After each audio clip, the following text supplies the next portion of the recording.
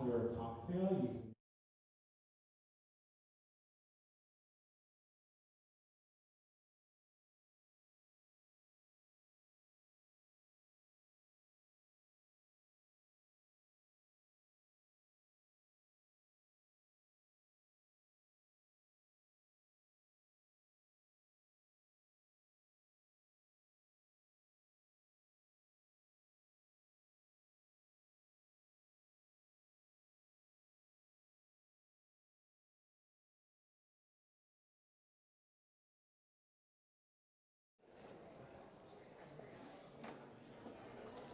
Oh, Hello, you may just like half moon around this table. Half. it's a maraschino. It's like some kind of not a typical maraschino cherry, but Yeah. The half one is no, made so somewhere. it's just a regular glass. Do you want a sip? Sure. I mean, you can have a full one if you want. No. It's fucking strong as shit. I don't know where Don is. Also, Bronx cocktail has fresh squeezed orange juice in it, sip? which would have been more work. There we go. That's it.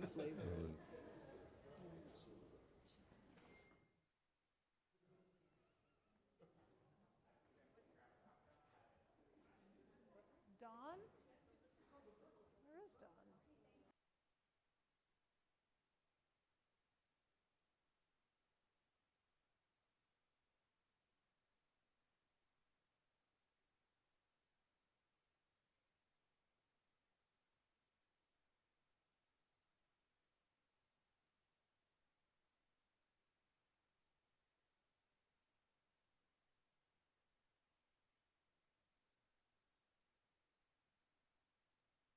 I am the great introducer. Let me just see when more people are shuffling through.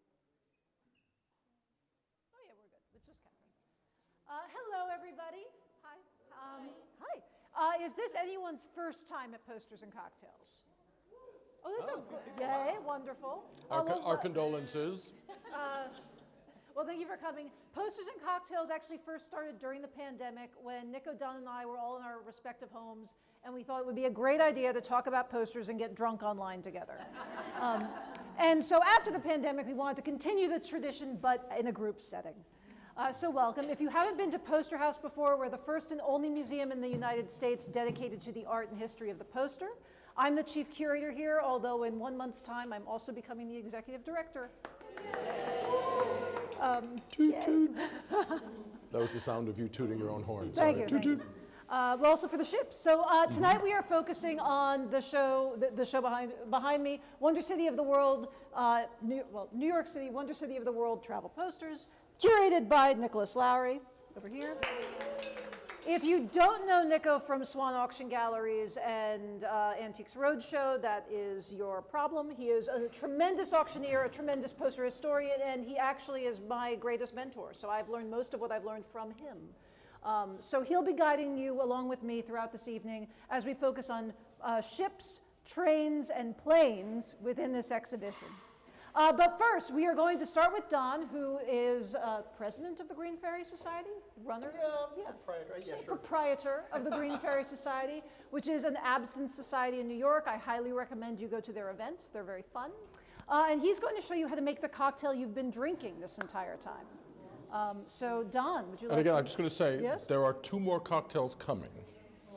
So yes. the procedure will be, we will learn about a cocktail and drink the cocktail, talk about posters, return here to learn about another cocktail and drink another cocktail, talk about posters, return here for a 3rd and final cocktail to drink and learn about it, and then talk about more posters. Those of you who can still walk out on your own steam, I think you're going to have a very fun time. We try to make it as entertaining as possible, but also interesting. Yes. And historically accurate. More or less accurate. More or less accurate. And also, when you're done with the cocktail, after Don's done the demo, please give your glasses back to one of the waiters because we have to wash the glasses. There are a lot of you and only so much room in the dishwasher. So take it away, Don.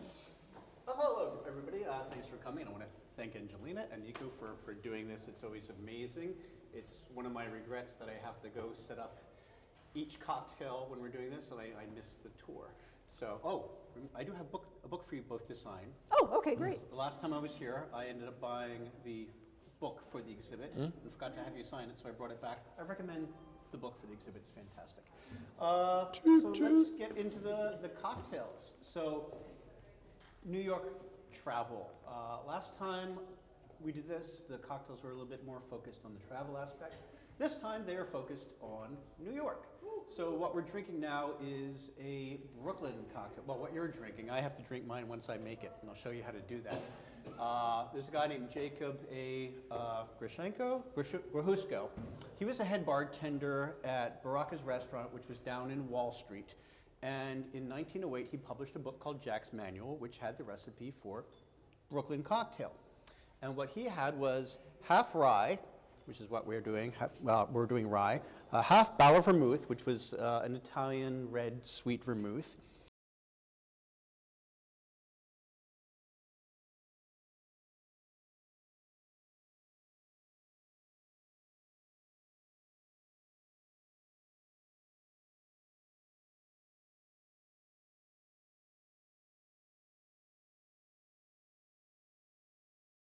But it was gone from, I think it disappeared around the 1940s. It's starting to come back. But even back then, even Admiral Picon changed their original recipe.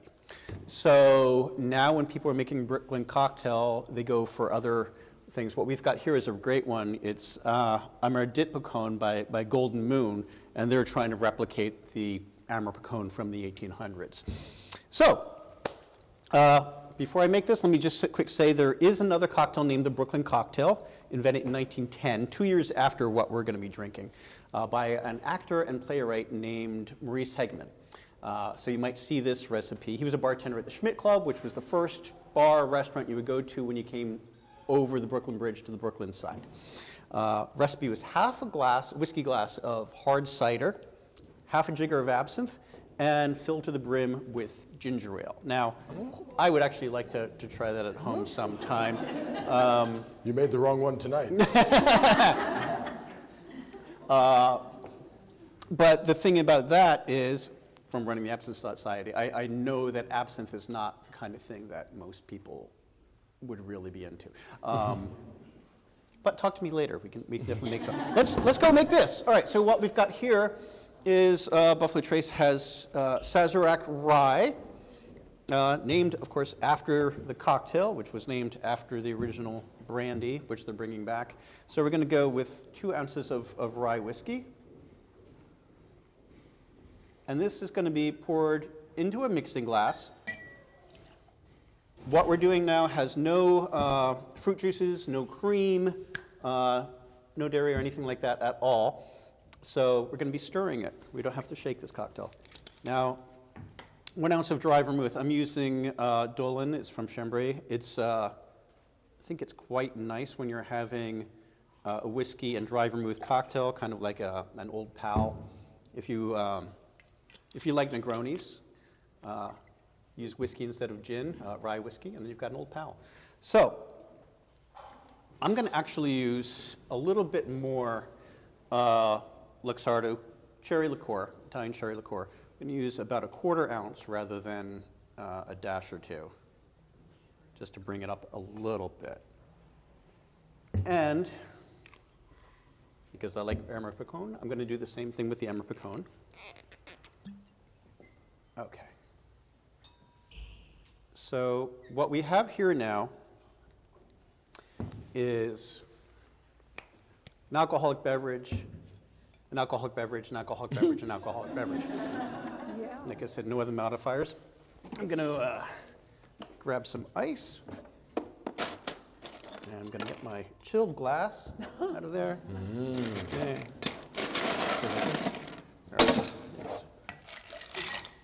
Great. I got it. Thanks. Usually I bend down and get the ice, and then I just disappear. It feels weird, like a Muppet show coming back up. So then I'm going to just stir that a little bit, chill it, and dilute it, which will help blend all the ingredients together.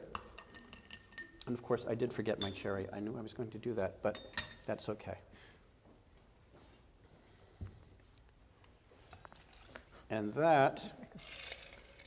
You want my cherry? You want his cherry? Sure. It's a weird question to ask. Would you like my cherry? No, we're good. You did, yes. Let's see. Yeah, and that tastes nothing like a Manhattan, which I love.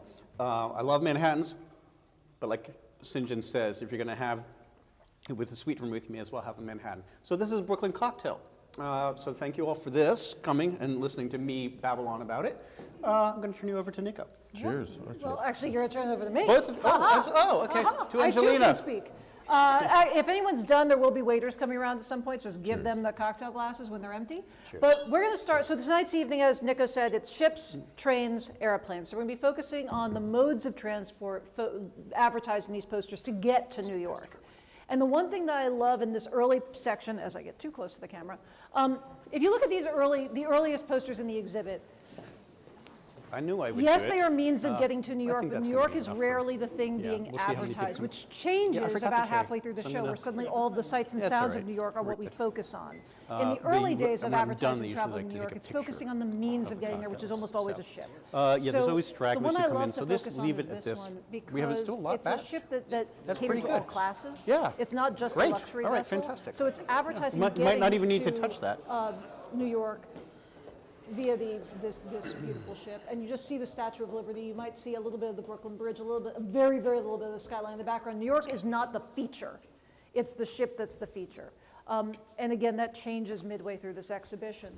I love how in this one, for the French line poster, and there are many variations of this. In the book, we have one that has a lot more text on it, usually advertise like the agency advertising tickets on the ship. Again, you get the hints of the skyline, but the focus is the beautiful vessel. And at this point in time, in addition to catering to wealthy people who would be traveling to New York, we're also catering to immigration to New York. This isn't just a means of travel and a vacation, it is you're moving. And I think that's a very unique aspect of these early ship posters. Even in this one poster where we do see the focus on the city itself and the ships in the background, it's just a slice of the city. It's not the most iconic part of the cities that you would think of today. In fact, this tower doesn't exist anymore. I believe it went down in your lifetime, right? Just for the architectural record, it went down 1 year before my lifetime. Oh. So the Singer Tower was demolished in 1966. You can do the math. Oh, yes. I will pick up now. I was here when they made these posters. I want to add to this that the other thing about this that is so wonderful, and these posters have a graphic appeal, they have a historical appeal, they also have a psychological and a marketing appeal. And the marketing appeal here is subtle at first until you get it. New York was a wonder city. New York was extraordinary to people who had never been here. So this poster behind you, this is for a small Scottish shipping line. Now, with all due respect, I love Scotland, but imagine if you were on the moors of Scotland in 1910 and you were a sheep farmer and you'd never seen a big city. This poster would have absolutely instilled you with awe. No one would have cared that it wasn't the main part of the city. This wouldn't necessarily even have known the main part of the city. Exactly. This was extraordinary and awe-inspiring image. And then the French, of course, and the French have their own attitude, and the French are like, oh, it's a lovely city. Here it is in the background. Our ships are so big, you don't have to care about the city. And that is 100% what's going on here. The French are saying, this ship is so big, it dwarfs the city. So that's the wonderful thing about this. The other thing that I want to bring to your attention, which we will talk about a little more with other posters, they do say, those people who talk about these things, that size really matters. But in ocean liner lingo, it's the number of funnels that really matters. And the biggest ships and the best ships were 4-funnel ships. The Titanic was a 4-funnel ship, the France was a 4-funnel ship, the Lusitania, the Mauretania. Those were the queen ships of the individual shipping lines. So France is also showing off that they've got a 4-funnel fleet. I mean, this is a big. You mentioned that size matters. I think the one thing that we may forget when we're looking at posters from this time period It's not the motion of the ship, it's the size. I mean, that too. Size, Okay. Yes, and? You know, scoot these just over to the side. Ships I like think we this can were the start largest prepping. man-made objects in the Are world. these at this putting out point the in time. glasses If you for turned the, a ship like this on for the its next ones? nose, And what they it wanna would be do taller is- than the tallest building in New York at that time. So literally, these ships were the largest thing you would have ever seen in your lifetime. They were the largest things that existed. And I think that we don't conceptualize them that way today because like we have bigger buildings and the ships just aren't as dwarfing as they were then. But this was a massive marvel to most people if you saw it in person. The French were still unduly proud of it. And they were big on their four funnels. See, the other thing that I want you to pay attention to, and this is in researching and writing about the show, and I'm a native New Yorker, born and raised on the island of Manhattan, something that I still don't understand, and you're smiling because you think I'm going to say something funny. This is actually serious, but I don't blame you because normally I would say something funny. One of the things that artists and advertisers latched onto that they felt would really resonate with a European market about what New York was were tugboats. Yes. You will see tugboats in a number of these posters, and somehow when you read stories about New York in European magazines, they mention tugboats, and tugboats really filled this imaginative void, and I don't know why, but you'll see tugboats all over these posters. So I just want to bring that to your attention. And now we're going to come down here, see some. Yes. You may, of course. If anybody has any questions, please. Where those posters were printed? So the poster was printed in France, because this is for the French line, and they were hung up in travel agencies or ticket offices. Okay. Yes. That says Red Star Liney. I thought it would have said Red Star Line. Is that? Well, Except that it was for the Dutch version. So imagine you're in The Netherlands. the Netherlands, and you're thinking about buying a ticket to New York, either as a immigrant or whatever. You'd have to see something in your own language. So it was printed in Dutch for the Dutch market. So Red Stars means the same thing. Red Star Line or Red Star Linie, it's the same, exactly. Red Star is a cognate, it works in both languages. But many of these posters were printed in a variety of languages depending on what market they were advertising to. Yeah, one of the interesting things about the Red Star line, this was a Belgian ship, and this was 1893, the transition from the age of sail to the age of steam. And if you'll notice, they still have masts right. with sails. Exactly right. Just in case. And also the Holland America line also continued to have sails until 1910. And this poster, this is the Singer building. That is the Singer building. Which was built in 1907 when my grandfather came to East Southern building. Nice. It was taken down, demolished, I think, in the 1960s. I think 1966 it came down, There you go. just in honor of my birth. One of the great travesties. It was one of the. You'll see it in. You'll see it over here. You'll see it in all these posters. Yeah, it was a major part of the New York City skyline for decades. So now let's come back here to look at some more ships. Try not to hit the camera. Hi, great necklace.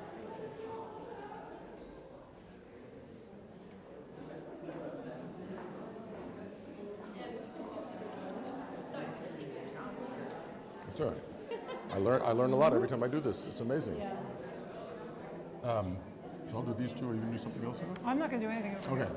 I mean, I can talk about her as a Statue of Liberty if you want to add color commentary, but Not really. okay. No. Yeah. No. All right, so.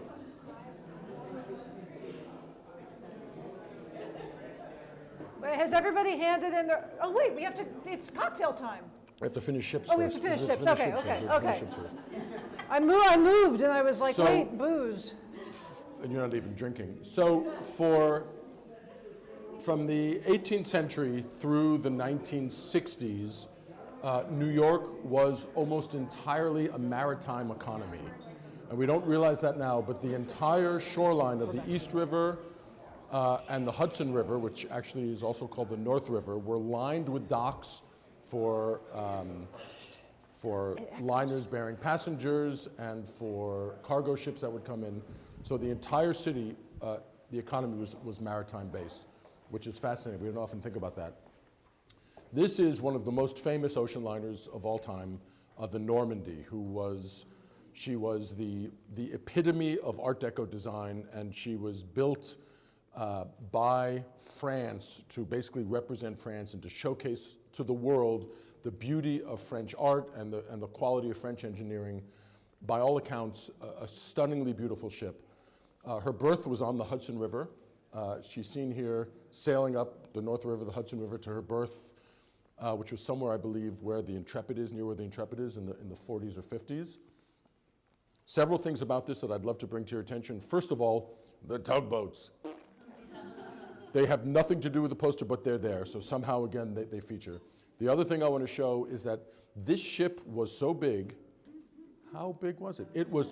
This ship was so big.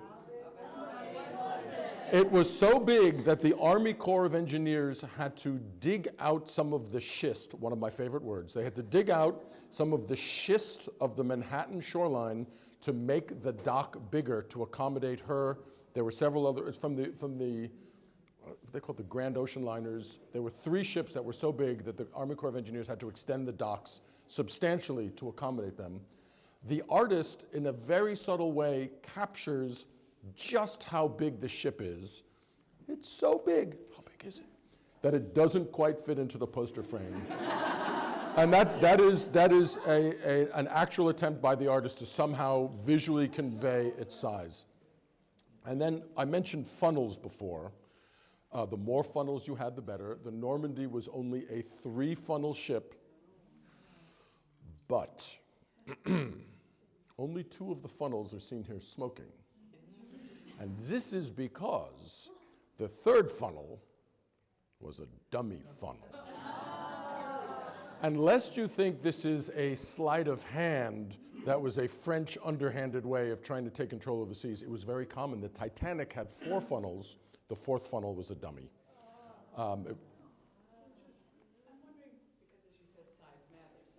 Could the tugboats have been included just to show the size of the ship in conjunction with something that was more human-sized? Totally possible. That's an excellent, excellent observation. Other things I've read suggest it was part of the folklore and the allure, but from a graphic point of view, 100%, you get an idea of the enormity of the ship because of that. Well, if we had Cassandra's Normandy, in that poster you have the seagulls in front of the bow of the ship used to show just how big it is. So yes, that's a very common thing to see. That ship actually used to go to Southampton? Oh yeah, so this ship made the crossing No, back Southampton in England. Yeah, not the Hamptons. Different Southampton. Nobody went We're there going to yet. the Hamptons in the most glorious way. They made a stop at Amagansett. You could get off. Yeah. It was a whaling ship. No. So Southampton in England. The ship made a number of crossings. The ship was crossing over from England in 1939 when the war broke out. She couldn't return. The US government took control of her. She stayed docked on the west side. She was being retrofitted as a troop transport, and she caught fire, burned, and capsized. All of the art was taken out. I'm not entirely sure what happened to it, but it's a story. They think it was espionage. They don't know, but it was and one of the great things about posters is you can gather all of these wonderful historical facts. Wait, did you talk about, the Normandy's the one that has all the beautiful interiors, right? Yes, Art Deco, the Art- pinnacle of Art amazing. Deco art. Was anyone here for the Art Deco exhibition? Some of the artists who were in that show also did some of the interiors in the Normandy. I also want to point out one cool thing about this poster. We work with an incredible exhibition designer, Ola Baldek. She does most of our exhibitions, and she likes to hide a bunch of little Easter eggs throughout the shows sometimes. You'll notice that we have hung the poster in port, like, which I thought was like so smart. But you'll see little things like that throughout the show. She's very clever with how she arranges the posters. So just briefly, I want to touch on this one too before we get to our next cocktail. This poster for the Cunard line was also issued right before the Second World War, and it's interesting for a number of reasons. The ship is still very large, so even the British are bragging about the size of their ships. You do see the skyline of Lower Manhattan. Only one funnel smoking. But you also see this very beautiful tourist who's traveling, and you get a sense for her style and her flair. And it was one of the first times, I think, that the advertisers really tried to put you in the poster. It's like, this could be you. You're so beautiful. You're so stylish. And I was giving a tour the other week, and again, I talk about the research that was done for this. Giving the tour the other week, and someone who was visiting from England, I don't know how I missed this, but he says, well, she's the Statue of Liberty. And I'm like, no, she's not. Yes, she is. So she's standing with more or less the same pose. She's positioned facing outward from the island the way the statue is toward the sea. And I was like, I don't know exactly what the artist had in mind when they did it, but that's 100%, I think, what's going on there. Yeah. So I would like to, so if any of you have some great observation to make about something, please. It adds to this great panoply of discussion. And since I still see you have a few more cocktails to drink, I'm just going to quickly touch on this because this is my favorite poster in the entire exhibition. I've unfairly made fun of people from Scotland. I will now unfairly make fun of people from South Africa. I mean it from a very good place. Any of you are from South Africa, I apologize for what I'm about to say, not that you're from South Africa. The Faroe Lines was a tiny, insignificant shipping line that sailed between Cape Town, South Africa, and New York. They ran cargo, they ran mail, they had a small passenger business as well. They were so small, they were only a one funnel line. They had only one funnel, those poor South Africans. And yet, this tiny, unimportant, insignificant shipping line hired a designer who created one of the most extraordinary mid-century modern images of New York that I have ever seen. What's going on here is it's New York by night on this side, by day on that side. You have Times Square like a lava lamp exploding from the caverns. You have a tugboat, and to be fair, in this case, the tugboat adds some sense of size, certainly in relation to the city. You have the Brooklyn Bridge, you have water towers, you have glass curtain buildings, you have spires, you have everything that, again, someone from South Africa would look at this and be like, holy crap, that's incredible. I want to get there. So this small, insignificant, one funnel line created this incredible poster. Now, you also have tugboats in every other poster on this wall. Yes, there's a lot of You tugboats. even have a tug's eye view, where somebody thought that the quintessential view that promote New York for Swiss Air was with a tugboat. And an iconic view from Oh yeah, kind of. Yeah, I think that's Probably not intentional. Probably but, not intentional. Cool. Excellent. So this is the final one that's right here, since I still have some cocktail to drink. I don't care about you guys. This is a view down the East River while all the docks were still there. The commercial side, the East River Drive had been built, the FDR had been built. There is a tugboat there. Needless to say, you couldn't bring big ships into the harbor without a tugboat. I mean, they were actually essential for commerce, and they would help the ships make these tight turns. Oddly, or perhaps not oddly, perhaps obviously for New York, when you have something that is so important to the economy, they tend to be controlled by certain segments of the population. The tugboats controlling New York were referred to as the Irish Navy. It wasn't even the Irish mob. They were controlled by Irish families, which is just a great historical fact. Wait, did you mention that French line only got its name because Compagnie Générale Transatlantique was deemed too difficult for Americans to remember? So all the posters for that line in the U.S. are just French line. So if you see French line, it's actually Compagnie Générale Transatlantique.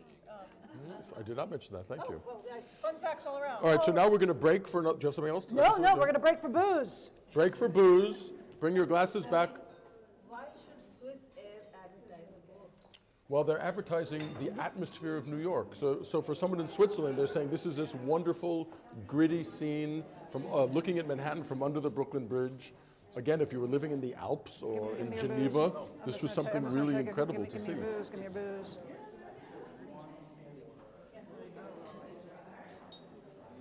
Anyone got Cocktail glasses? time. Thank you, ma'am. I find it interesting that the extra funnel thing still happens today. So Disney Cruise Line, which is very inspired by those. They have dummy they have a funnels. fake funnel. I didn't know that. Yes. I mean, one of them is real, and the other to one be is like to be a fair, viral. it's not just to pretend they're bigger. It is a streamlined thing. It is a but It's a look. They really like the look of these Art Deco ships of that era. I'm glad to hear that. I didn't realize, but it makes sense. So I'm just going to drop this off and. Oh, hi. Yes, yes, Are we yes, going to hi. do get the drinks out there, or are they going to bring the drinks in? Okay, so they're bringing the drinks in. They're bringing the drinks in. We're trying to do our bit, you know. No, that's very nice. I just wanted to get a sense of like the exhibition. This is great. Oh, thank you so much. Yeah. So Thank you. we'll point out like one of these days. Yeah, I'm around all next week.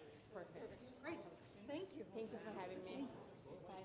It's allowing of Italy. They're looking to possibly borrow some of the posters that aren't in the sale to show off in Italy. Exhibition. No, but they're in the sale. The stuff that's going into the I'm just auction. going to wait for a few more people to come in who Stuff that isn't went in the outside. auction, they would Gotcha. like Okay. to possibly have in Italy. Lovely. Oh, and if you want any water, the stations that have the popcorn also have water around you in this gallery. Yeah.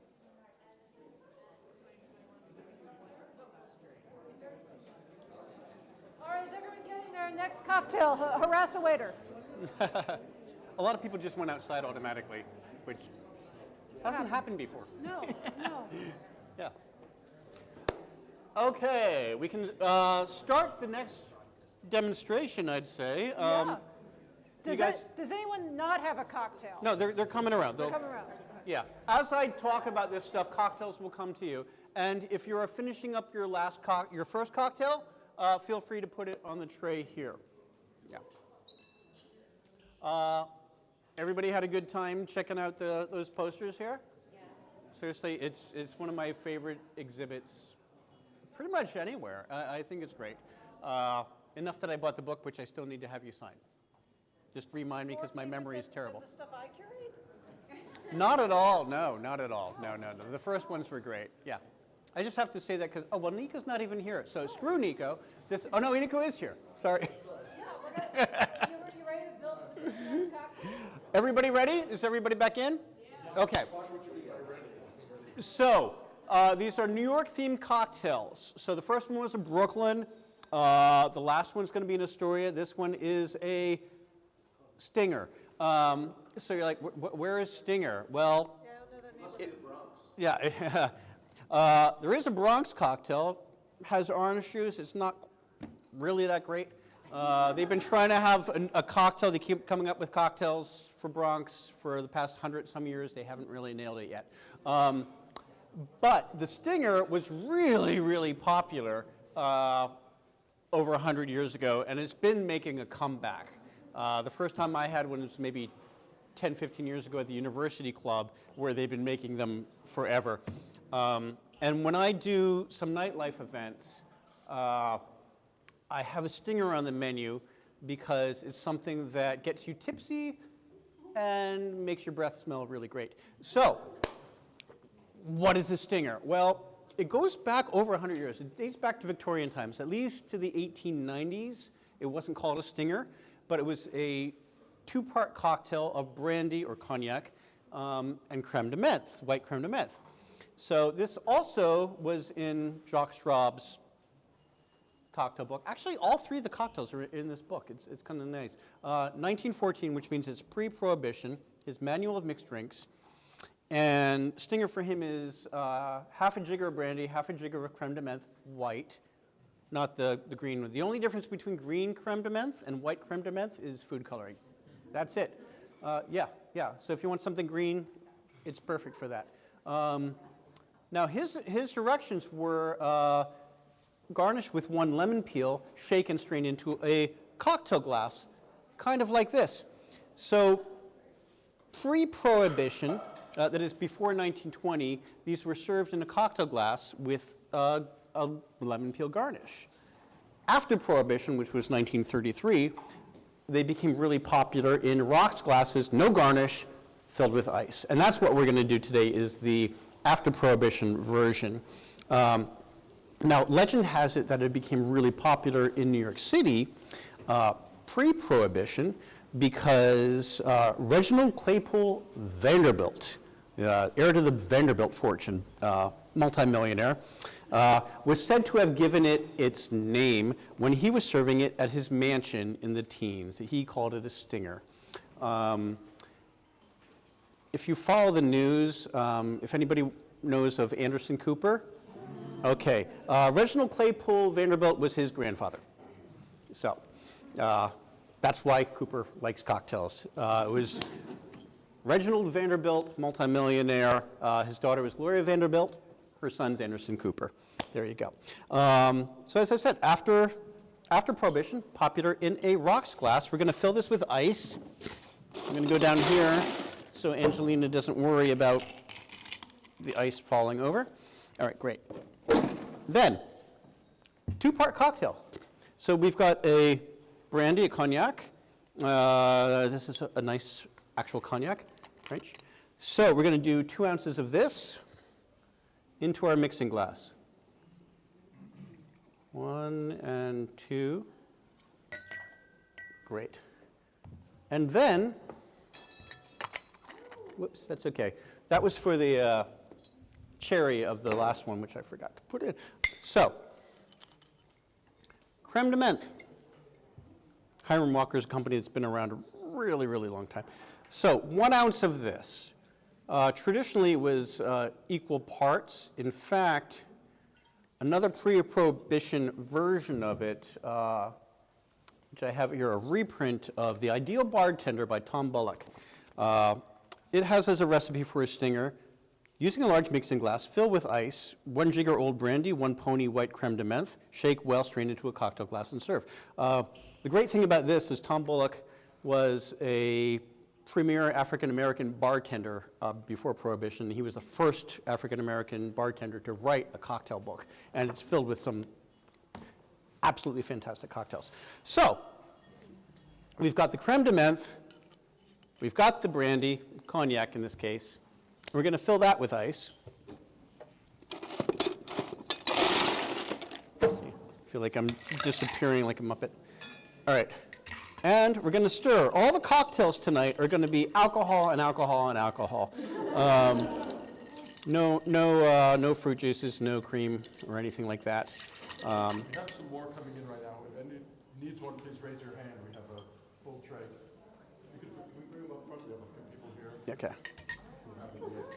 So we've got that on a rocks glass with ice, no garnish. It's chilled and diluted, then we pour it over the fresh ice, like that. And there it is, simple 2-ingredient cocktail, classic stinger. So cheers, everybody. Like I said, it will get you tipsy, and then keep your breath fresh. Oh. It's like suntan lotion. No, it's good. That's so weird. What do you really think of it? Minty. It's minty. Minty fresh. All right, then we're going to go back to Angelina. Okay, everybody, now it's time for All Things Trains. Go that way. Choo-choo. This is the ultimate mixing.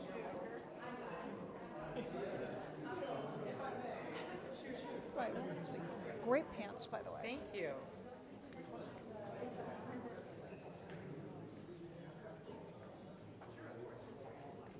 Okay.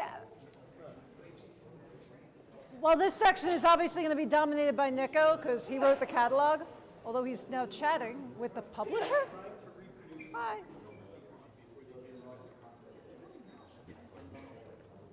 Oh, well. While Nicho will be dominating this section, I just wanted to draw your attention. Do you remember at the beginning how I said that all of the posters for the early ships focused on the vessel, not the destination? If you look at this entire section, which is all dedicated to rail travel, you will not see a single train, with the exception of one for the World's Fair, which I'll talk about in a minute. But all of these focus on the wonders of New York, different discrete areas of New York, which again is just such a sharp advertising contrast from, in some cases, 20 years earlier. And that shift is really interesting in how we saw the city, how people were now very familiar with the wonders of the city. The city went from being kind of a stopover place to now being a highlight, which happened in this shift. If you look at the World's Fair poster over here, which is the one that does have a train in it, You'll see the Pennsylvania Railroad erected a very specific line to go directly out to the World's Fair. It was erected and then dismantled fairly quickly, and it's really emphasizing the directness and the speed at which you can get to the World's Fair, not even really the train itself. So in all of these posters in the railway section, we're looking at, again, the city, not the trains. But Nicho, I think you wanted to talk about the advertising copy that a lot of these train lines use to unify themselves. I'm just hung up at the beginning when you said I was going to dominate this section. Whenever Angelina uses that word, I get very excited. We have a long history. So, actually, I am going to start again, lest you think I'm single-minded. I want to talk to you about size. And domination. So, there were two train companies that serviced Manhattan. One was the New York Central Lines, and one was the Pennsylvania Railroad. The Pennsylvania Railroad built Penn Station, knocked down before I was born, so I never saw it.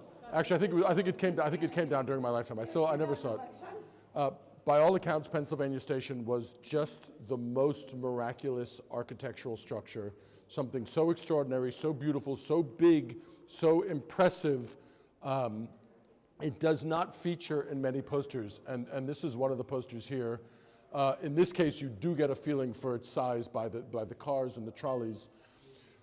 But once the Pennsylvania Railroad built Penn Station, which was basically a wonder of the modern world, the New York Central Line, never to be outdone, and it was Cornelius Vanderbilt, Gloria Vanderbilt's father or grandfather, and Anderson Cooper something, something, something. They were like, if they can do it, we can do it, and they built Grand Central. The thing about Grand Central is that Grand Central is not a station. We often refer to it as Grand Central Station.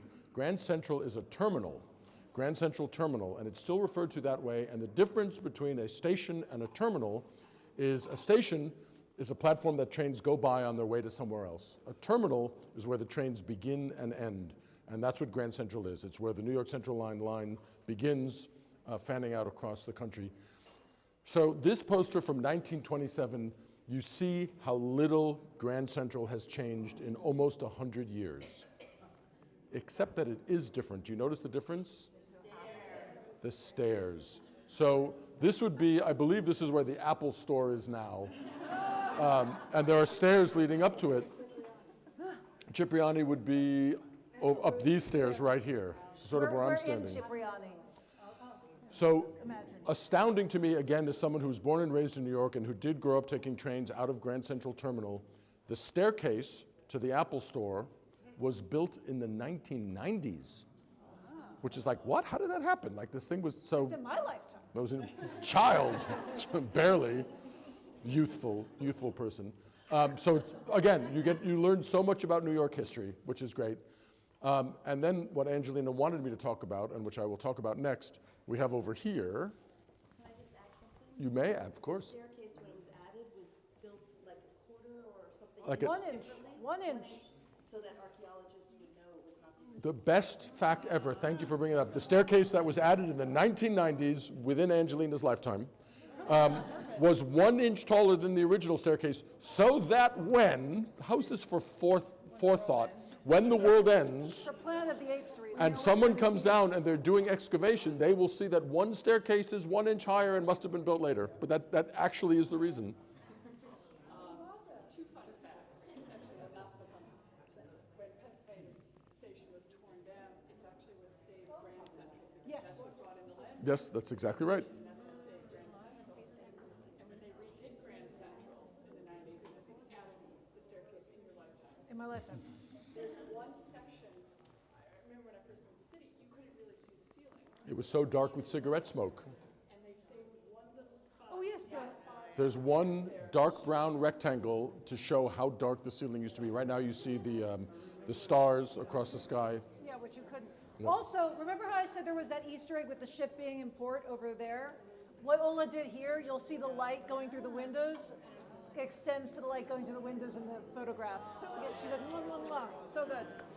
So having said that the two train companies that service Manhattan were New York Central Lines and the Pennsylvania Railroad. We come to this poster here from 1932, which was shortly after the Empire State Building was built. And many of these posters are excruciatingly detailed in their architectural rendition of the city. Many of them were likely done from photographs. This one has almost no bearing on reality at all. I spent hours looking at 1930s photographs of Fifth Avenue, trying to look from both directions. The Empire State Building in situ, none of these buildings really surround it. There's no church 1 block down, and there wasn't a church 1 block down 100 years. So the point of this was to show the newly constructed Empire State Building and Fifth Avenue. But one thing that is correct here is that traffic is flowing 2 ways. Yeah. So when you look closely at something for a very long time because you have nothing else to do, and you spend hours trying to identify the buildings, and you're looking at the streets and you're thinking, traffic is depicted running both ways. Fifth Avenue is a 6-lane street with traffic running both directions. And I was like, oh my God, the artist didn't know architecture, the artist didn't know traffic patterns, this guy is a hack. Turns out, Fifth Avenue used to be a 2-way street. And traffic started going one way in 1966. 1966 was some oddly seminal year in Manhattan. In your lifetime? No, it was not my lifetime, it was a year before my lifetime. In preparation for my birth, traffic started running one way. Right, exactly, thank you, New York. So the thing about this, it's neither New York Central Line nor the Pennsylvania Railroad. This poster simply says, travel by train. It's not advertising any particular train line. And what was going on? Well, shop, come to New York and shop. But they're not saying, so these travel posters were printed and designed to sell tickets on trains, right? So the New York Central Line would print this, they would hang their posters up and down their train line, so somebody in Ohio, somebody in Vermont would be like, oh look, I can go to New York, I'll buy a ticket on the train. That's how they made their money.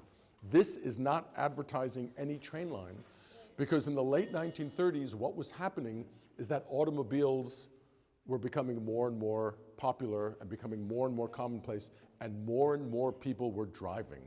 And the train companies were justifiably in a panic. And so the train companies bonded together. They said, I don't give a crap. Buy a ticket, buy any ticket on any train. And so this just says travel by train because it was a conglomeration of train companies trying to save their industry. And you'll see that on other posters in the exhibition as well.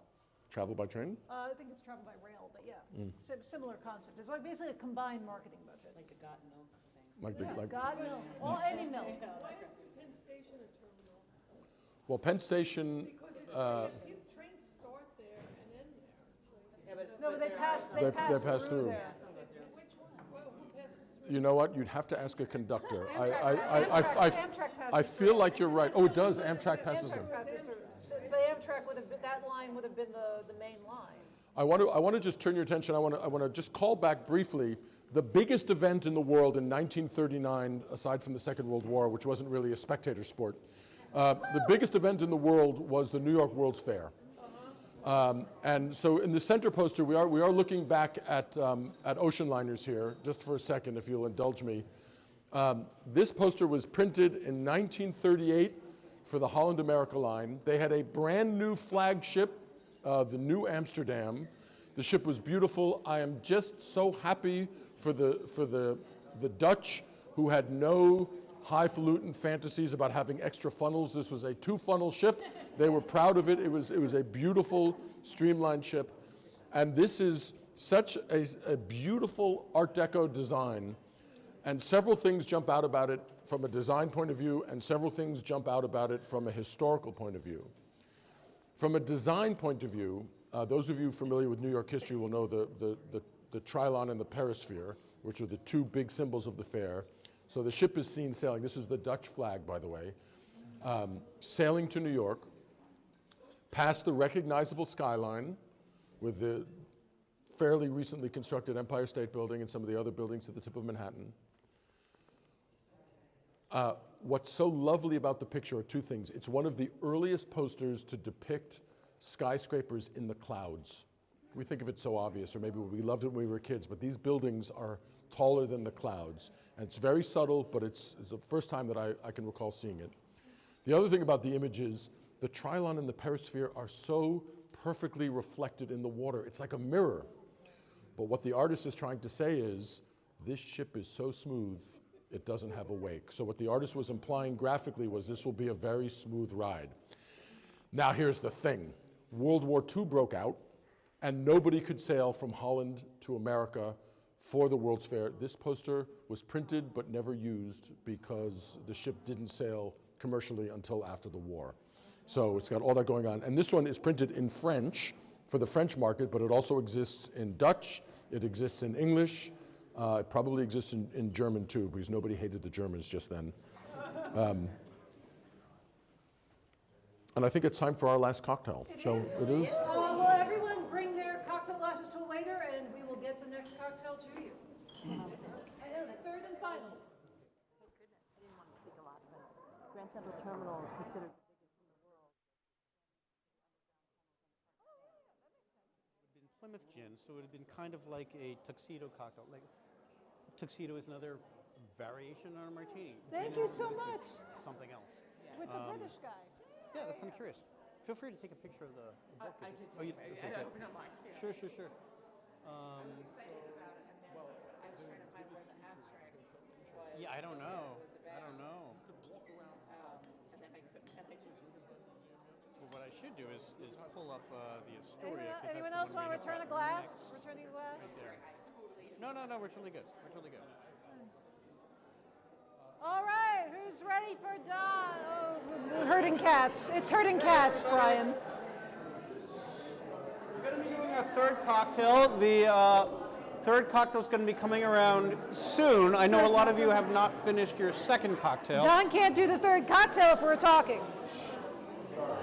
Go to the third cocktail. So if you are finishing it, we do have a tray in the front here. You can drop your food at, drop your drinks. They printed a lot in anticipation, but I'm going to wait till everybody's around and Don stuff. can't do the cocktail if we're talking. Everybody that way, everybody that way, everybody that way. It was just Cats, cognac and herding. creme de menthe. Just a 2-ingredient cocktail. No garnish.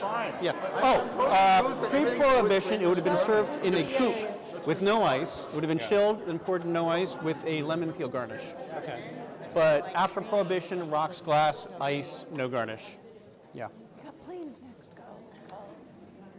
How's everybody feeling? Yeah. Beep, beep. Is it the two cocktails or is it the amazing posters you're looking at? Yes. Both? Yes. Okay. Yes is the correct answer. Thank you. And thank you again, Angelina, for Herding the cats? and running everything. I mean, it's Nicho's show. And Nicho. Domination. I should have brought my book out for you to sign. Before I leave. Yes. So. Astoria? Astoria. We're ready for the cocktail. Astoria. So, an Astoria cocktail. Brooklyn cocktail is named after, of course, the borough. The Astoria cocktail is named, of course, after the Waldorf Astoria. Yeah, the hotel. unexpected. Yeah. They do cocktails and salads? Yeah. Yes, exactly. The Waldorf salad came from there. Cocktails and Now, salads. I don't know how many people have been to the Waldorf Astoria, but if you've said you've been to the Waldorf Astoria, as have I, wrong one. Wrong one.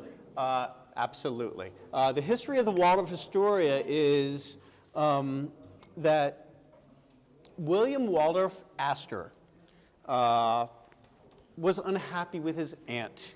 If you watch The Gilded Age, Mrs. Astor, that's Mrs. Astor. Caroline Astor. She was the matriarch, and she was the everything there was to do about Gilded Age society. So her nephew was unhappy with her, so he tore down his dad's mansion, which was across the street from her mansion, and he built the Waldorf Hotel, just out of spite. Yes. Really pissed her off, and then he moved to England. So she was upset, and her son convinced her to move, tore down her mansion, And then he built, this was in 1893, the Waldorf Astoria was built. So 4 years later, her son convinced her to move, she did, and he built the Astor Hotel across the street, bigger and better than the Waldorf Astoria. This was 1897. And soon after it was built, they merged the two together to be the Waldorf Astoria. Between the two, there was an alley where the rich people would go. They called it Peacock Alley. And in honor of this merger, they named this cocktail the Astoria cocktail. It is in a couple different books. This is the Old Waldorf Astoria Bar Book. This was published in the 30s, but it has a lot of the cocktails from back in the day. And it says 2 dashes of orange bitters, 1/3 Tom gin, which I'll talk about in a moment, 2/3 French vermouth stir. And it says, after the big annex to the old Waldorf, which at its opening in 1897 became the main part of the establishment. Of course, it is also in Strasbourg. But this Waldorf Astoria was the hotel up until towards the end of Prohibition, when they tore it down to build the Empire State Building. So it's gone. So the Waldorf Astoria now is the Art Deco Waldorf Astoria. It's not the Victorian Gilded Age Waldorf Astoria. So what are we going to do with this? It is a gin and vermouth cocktail. Yes. Which you might think of, oh, I like martinis. Well, it's a reverse. It's really a vermouth and gin cocktail. Yes. It's vermouth forward. And traditionally it was made with Old Tom gin, which has been extinct for a really long time until recently. It's not that popular. It's a sweeter gin. If you've had Dutch Genever, which is kind of a sweet gin, and you've had American or London Dry, which is a very dry gin, this is somewhere in between. It's from the time when, in the 1800s, when they were still using pot stills to make gin before they became column stills, which rectified it to make it more neutral, like a London Dry. So we're going to do it because we have modern palates. Not everybody's into the Old Tom, and Old Tom's hard to find. We're going to do Green Hook Gin Smith's American Dry Gin. Now this company actually does make an Old Tom. Heyman's makes an Old Tom. For a while, I think Tanqueray made an Old Tom. You can find Old Toms out there. But what we're going to do, because it is vermouth forward, we're going to start with a dry vermouth. Okay, so it's going to be 2 ounces of dry vermouth. There we go. Oh, geez, sorry. I'm paying attention to the crowd, not what I'm doing. So. Very vermouth forward. Yeah. So, 2 ounces of dry vermouth. Okay. Wow, that is a heavy copper top there. Okay. Then it's going to be 1 ounce of gin. If you want to make these at home, try an Old Tom, just to see how it is. And the thing is, Old Tom recipes, there's a whole bunch of different ones. So they're like whiskeys. Every company that makes an Old Tom is going to make a different flavor Old Tom. They're all going to be slightly different. But there we go. We're going to do gin. So what are we going to do now? We're going to be serving this in, of course, a coupe, which I forgot.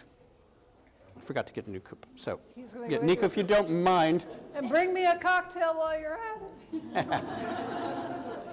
So, it's going to be in a coupe. What we're going to do then is chill it.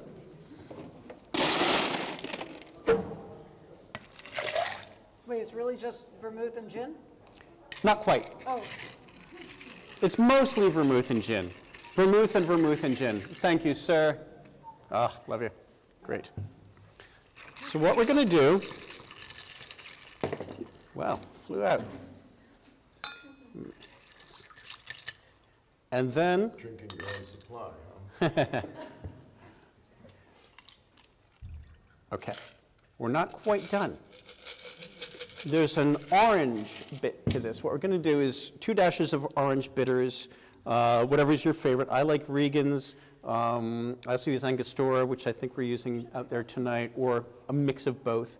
So it's 2 dashes of orange bitters, and then a swath of orange peel. There we go. Also, if anyone needs references for any of the cocktails we made tonight, they're all on the like event page for this, so you can like make them at home really. And my preference, what I like to do with this twist of orange is to actually twist it, which gets, wow, you can, I broke it in half, I'll do another one. But if you come really, I'll do it again. When you do it at home, what happens is you can see a spray of all the oils just go across the top. Some bartenders like to heat it. You can use a lighter or a match and actually light it on fire. And then I just like to put it around the edge just for the aroma and drop it in. And when you bring it up to your nose, you get a lot of the orange. And that is the Astoria cocktail. So, very nice. Cheers. Thank you. And then, back to these two. They should be coming in. We're going to wait for everybody to get their Astoria cocktail. Although some people are escaping and getting their own cocktails. Let me see if I like this. I like those people. I admire their art. We'll make sure everybody has one before it's way too strong for me. Start, do you want to start or should we let's start and then they can get the cocktails afterwards. Should we do that? Yeah, let's start. Yeah, you're still on some drinking. We're going to do planes. Final stop, planes. Let's go over the airplane section. The cocktails will come to us, so follow us. Yay. It's one problem with these complicated drinks. It takes so long to put them together. In the perfect world, they would have walked in with trays as he was done explaining it, and then he would have. Thank you. Yeah, it's pretty. Thank you. That's right.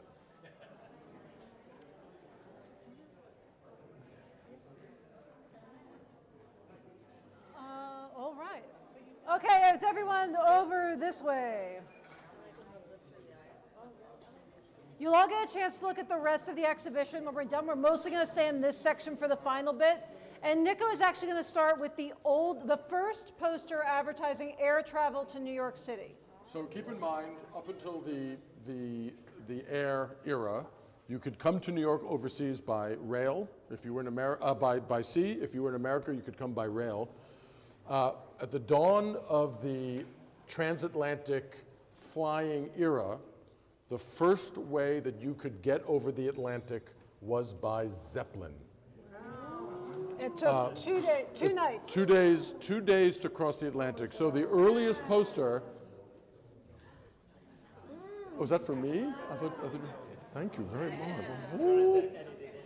much. Excuse me 1 second. I smell the orange. It was the Zeppelin. Oh, cheers, it was. Wow, everyone loves you more than me. Oh, that's good. That's good, right. That one's really nice. For those of you who don't have it, I'm sorry, it's coming. This is, Fuck me. Oh. whoop! Sorry, can't say So, that. Can't say the that. first poster I do actually advertising, drink a lot, but.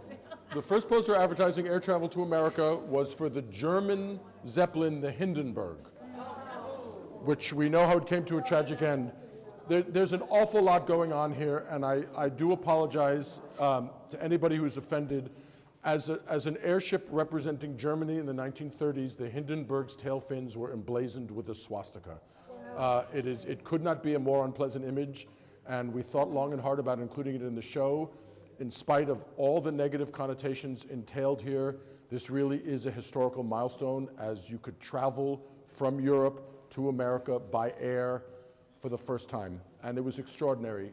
By all accounts, traveling on the Hindenburg was this decadently luxurious thing. I don't have a pointer.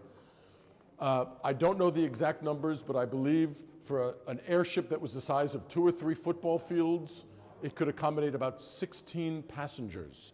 And if you see the ship, this little, I wish I had a pointer, this little thing right there was the I don't know what they call it, not a bucket, but it was like a bucket, a very fancy bucket under the ship.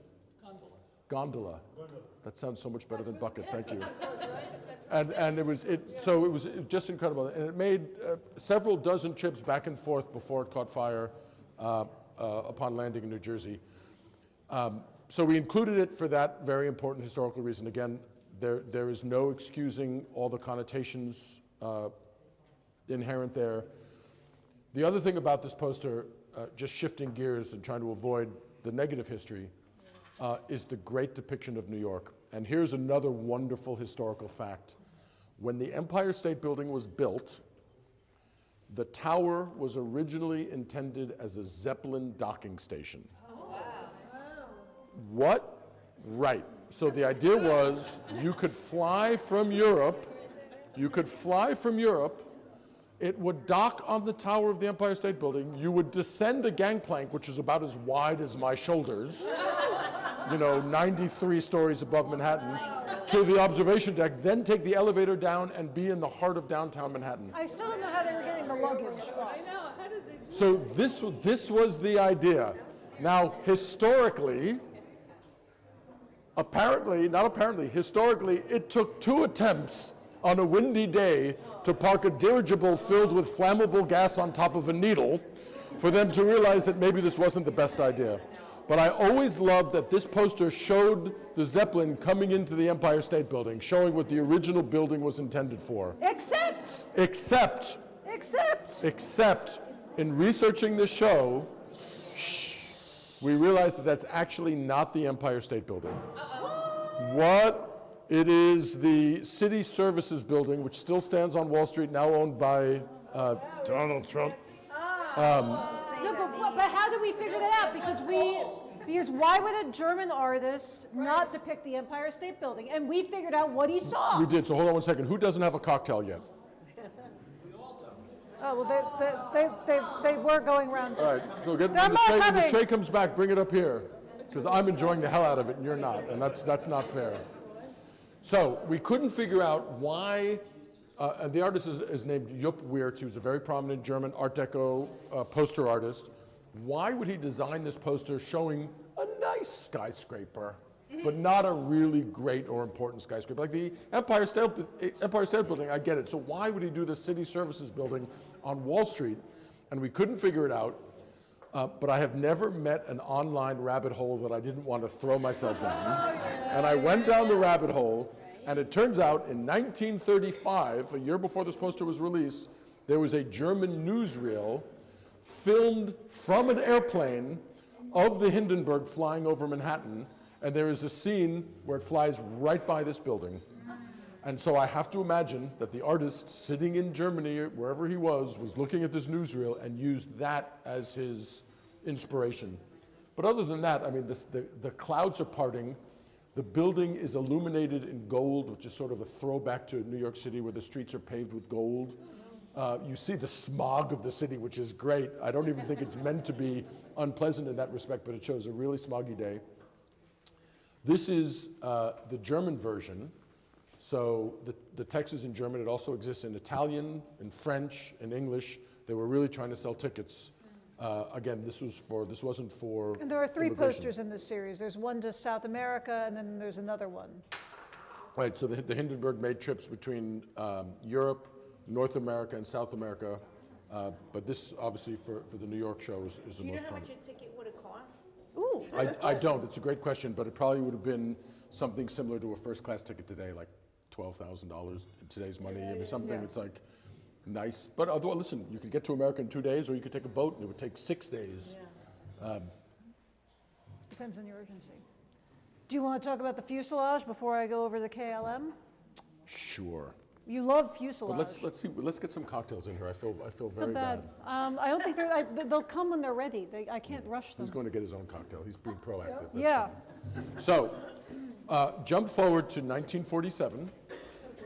TWA, one of the first aircraft, one of the first mechanized propeller craft that wasn't a Zeppelin that could make the transatlantic crossing was the Lockheed Constellation. If you go to the TWA hotel out by JFK, you can have drinks on the Connie. Yeah. So familiarly referred to as the Connie, it actually had to make a stop to refuel, so it couldn't make it nonstop. The Zeppelin couldn't. The thing about the Constellation, and again, the thing about posters and the thing about this exhibition is these pieces can be appreciated on so many different levels. So there's the graphic level, there's the historical level, there's the architectural level.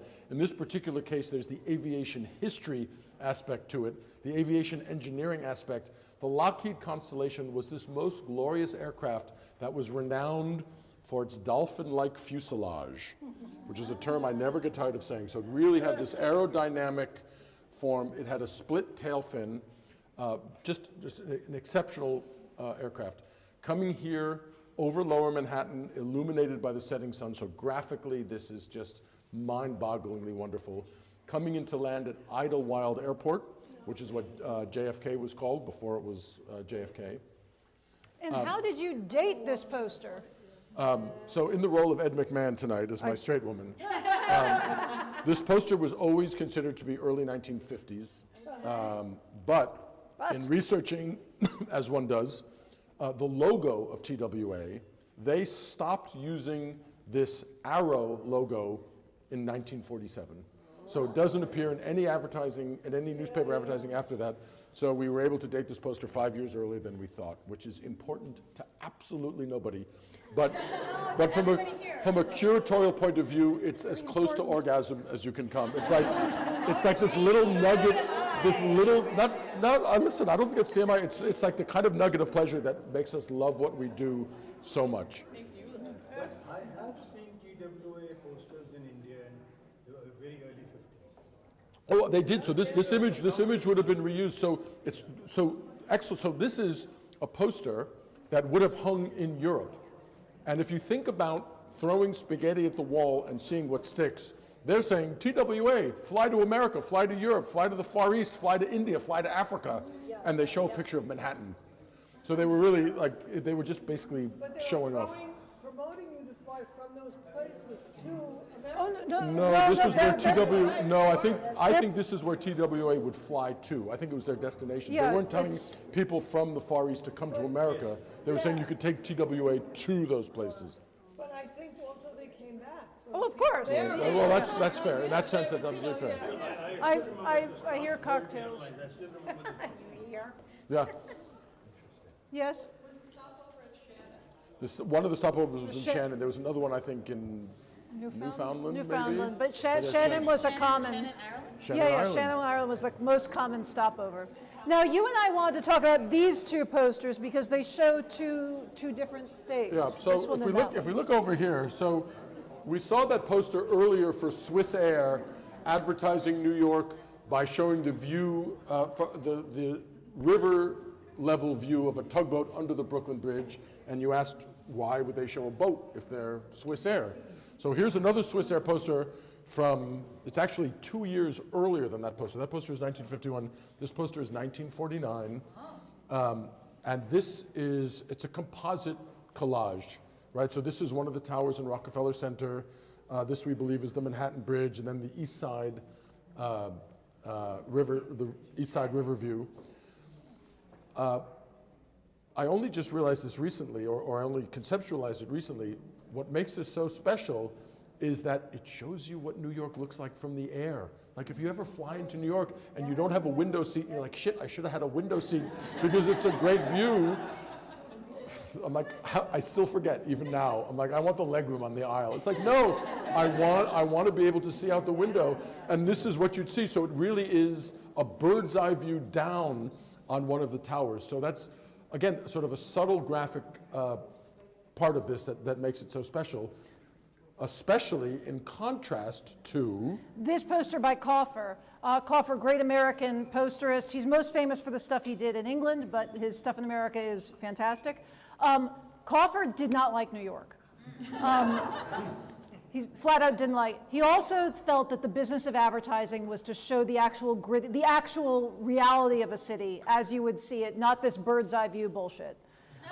He was like, what would it be like to be on the streets of New York? So his poster for New York City, which I think is really different from everything else we've seen so far, is the worm's eye view of you walking on the street but looking up and seeing these tremendous skyscrapers, which stood out from the rest of pretty much anywhere else in the world. And let's be fair. I mean, you can call us worms all you like, but this is what we all do walking around the city. We look up, and even if you live here, you say this is incredible, and you can't help yourself but going like this. And it's almost an instinctive reaction, and he manages to capture that graphically in a wonderful way. So I think these are great counterpoints to each other as two artists promoting essentially the exact same thing in two very different approaches, which is what the show is really great at. Now, KLM? I was going to do KLM. Don't take KLM away from me. No, I'm pointing you towards it. I'm going this way. I'm reminding you what All right, you has anyone flown KLM business class? Okay, then if you've flown KLM business class, you know that the little lady comes around with a tray of little buildings. Timing is always tricky here. Right? Like 60 cocktails. Okay, if you don't know what I'm talking about, if you're on KLM and you're in business class, my favorite part is the stewardess comes around with a tray, and they have all these Delftware buildings, and there are hundreds of them. They're very collectible. I have like 12. And they're filled with, I think, brandy. And they've been doing it forever. I have ones from the 70s that my dad brought back. So I love that, I realized, was like, oh my God, they're riffing on the fact that like their like showpiece in like the more expensive classes on the plane is to hand out little buildings. She's handing out little buildings of New York. So even though it's not a particularly important poster, it's definitely not an expensive poster. It's a weird poster. I would feel weird living with this. But it's just a real cute example of what they're riffing on to promote air travel. And then finally, I'm going to end with this piece because this is such an odd little number. So New York Airways, in addition to flying to Idlewild from, I think, 30th Street, it also was on top of the Pan Am building. And New York Airways was the first American airline to hire a black pilot. They stopped taking off of the Pan Am building because of noise complaints, which I get. Like it's a two-propeller helicopter. It's a chopper. What? Chopper. Chop. Many chops. But then it came back briefly, but then it finally, like, there was this tragic accident where, like, the chopper rolled off the Pan Am building, and I'm, like, waiting for that Arnold Schwarzenegger movie to show this, because that, dramatic. And so then they stopped doing it. But it's, like, the most random little nugget of New York aviation history, and I love that you could, like, circle around the island in, like, 10 minutes and get out to JFK. I'm like, where is that now? But yeah, so that... Oh, tray of cocktails!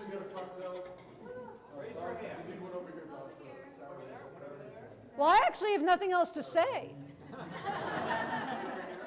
Do you have anything else? Well, as long as we're all here, as long as we have semi-fresh cocktails, I'd love to talk about the... Oh, you want to end with Times Square? We're ending with Times Square. Other side of the wall. Cocktail, Don is here with a tray of actually the most delicious cocktails. The popcorn. Drink all the popcorn. Oh, no, he's going over to... don't follow me. I'm just here for the popcorn. Which everyone ate. Looks like James Bond. Thank you. That's mine. The first time. That's my poster. You do have great taste. And these are fantastic. All right, everybody, come on into Times Square. Come into Times Square. Last poster of the night? Well, I'll probably do 2 or 3 here. Oh, okay. Well, you just can't. I go, yeah. Don, Angelina needs a cocktail. Oh. All right. So, one of the most iconic, and the word iconic is frequently overused, and I appreciate that, but every once in a while you stumble across a real icon and you're like, shit, I've used the word too much, and now I have to represent this as an icon. This is... I will say our editor is here, and she always deletes every time we write iconic. Yeah. Where are you? Yeah, where's Catherine? Catherine? Anyway, Catherine be damned. This is an iconic image of Times Square. It was designed in 1956 by David Klein, who was a commercial artist who went on to become the art director for TWA. They obviously loved his work. Everything about this is fantastic. There's a word in psychology called synesthesia. Ah, yes. Where you can see sounds and hear color. And I think that David Klein inadvertently stumbled into that. It's so hard to imagine how you would represent the hustle and the bustle and the activity of Times Square in a two-dimensional way, and yet he does it extraordinarily, and it's achieved. The colors are so bright and almost psychedelic. In fact, they're achieved via silk screen, which is with day glow ink. With day glow ink, which would not be possible by contemporary commercial printing standards. So here are my favorite aspects of this poster. The first part is it has the TWA constellation with its dolphin-like fuselage. This poster was released in 1956 when TWA was one of the preeminent airlines in the world flying their constellations. Before your lifetime. Before my lifetime. In 1906, so when the poster was printed, it was immediately recognized as important, and in 1956 it was taken in by the Museum of Modern Art into their permanent collection. So it's just like an indication, like it's not just me saying it's great. Like somebody who runs a fucking museum said this is great. I mean, I'll say, I'm an auctioneer by trade, so I'll say anything, to be fair. And I just want to add that I thought making this show, I mean, it's something I've looked forward to for years, and I thought this will be great. I was born and raised in New York. I worked with posters all my life. This is going to be a cakewalk. It turns out that there is a level of academic rigor that museums apply to their curators that I had not anticipated. So this walk in the park became like a marathon in the dark. It was, anyway, worth it all. So it came out in 1956, immediately went into the Museum of Modern Art permanent collection, and then 4 years later, in 1960, because of progress, TWA started flying jet planes, and they abandoned the Constellation. And yet they had this poster, which was just killer. And they didn't want to give up the poster, but they couldn't advertise to the modern world their antiquated aviation techniques. So they reissued the poster without the Constellation and with the silhouette of a jet plane leaving a contrail across the top of the poster. So if you see this poster with a jet plane on it, it's not a reproduction necessarily, it's the second printing. So it's also in every room at the TWA Hotel. Reproduced. Angelina has been in every room in the TWA Hotel. Ask no questions. Ask no questions. How do we get our shows? In a fabulous bar. Yeah. Besides it being psychedelic for psychedelia, you said it's day glow. If you put a black light to it, does it glow in the dark? It does. I was about to say I've never done it. Luckily, I have done it. But so now here's the other thing. I have a question for all of you. I did at the TWA Hotel. What are we looking at here? We're looking at Times Square, but this is where the ball drops, right? No. So the ball drops at 42nd Street and Times Square, and it's called Times Square because the New York Times built a building there in 1903, 1906. And I was like, for years, I was like, this is great. It's a view of 42nd Street at Broadway where the ball drops. This is sort of, I always thought of it as a graphic representation of what the ball would be. And then again, I went down a rabbit hole. And this was a big rabbit hole. And this involved looking at lots of historic pictures of Times Square. And so Times Square is an X. And the bottom of the X is 42nd Street. And the top of the X is 47th Street. And 47th Street and Times Square historically was always the hub of Times Square. That's where all of the neon lights were. If you look at this photo at the end of the room here, that's looking north towards 47th Street. And so this is the view. It's a view looking north. And then I just marveled at the fact that it is so synesthetic, so abstract. You see indications of the neon lights, you see the car tail lights, you see the car headlights in abstract, you see the neon signs in abstract. It's so completely abstract. And then, to use one of Angelina's favorite words, but there are Easter eggs that the artist left behind to show us what we were looking at. And I've seen this poster for decades, I've marveled at it for decades, and it wasn't until we were putting this exhibition together that I finally realized there are two very prominent Easter eggs. One is, when you're looking north on 47th Street, as you see in the photograph, at the top of the building, Chevrolet is advertising. And that's the Chevrolet logo. in the midst of all the abstract geometry, there's the Chevy logo. And I was like, God damn it, that's genius. And then once you see it, you can't unsee it. And then in the middle of the 1950s, at the bottom of the building, Pepsi took out the neon sign. And I found photographs. I can't remember the exact dates, but Coca-Cola used it for a while. Anyway, so in the midst of this sort of kaleidoscopic day-glow abstraction, the artist gives us these Easter eggs and just created this most extraordinary poster. And today it would be Morgan Stanley, where I work. Yeah. Was I? Tonight's Morgan Stanley. I would say, And with that, everybody, I want to say thank you all so very much for coming. This is... I may be wrong, but I'm going to put my auctioneer's hat on now and say things that aren't necessarily fact-checked.